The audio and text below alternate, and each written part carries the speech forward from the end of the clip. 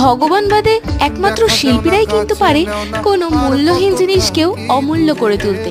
ঠিক সেরম ভাবেই আজকে আমি এই বাতিল প্লাস্টিকের কৌটোটাকে নতুনভাবে একটা রূপ দেব এবং সেটাকে কি ভাবে ইউজ করতে পারবে সেটাও দেখাবো। তাই চলো শুরু করা যাক।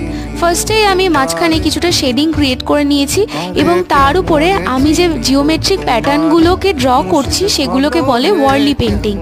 এটা এক প্রকার আদিবাসী পেন্টিং যার উৎপত্তি হলো মহারাষ্ট্রে। এই পেন্টিংয়ের মাধ্যমে আমি কিন্তু রাসযাত্রা ফুটিয়ে তোলার চেষ্টা করেছি এই ছোট্ট কৌটোর মধ্যে। আশা করি ভালো করে দেখলে তোমরা বুঝতে পারবে সেখানে রাধাকৃষ্ণ এবং তার পাশাপাশি বিভিন্ন লোকেরা বিভিন্ন বাদ্যযন্ত্র বাজাচ্ছে, কেউ ঢোল, কেউ নাচ করছে, কেউ মাদল বাজাচ্ছে। এটাকে আমি তুলি রাখার স্ট্যান্ড হিসেবে ইউজ করছি। তোমরা চাইলে নানা রকম কাজে ইউজ করতে পারো, চাইলে ল্যাম্প শেড হিসেবেও ইউজ করতে পারো। তাহলে বানাতে পারলাম তো এই বাতিল জিনিসটাকে একটা দামি জিনিস।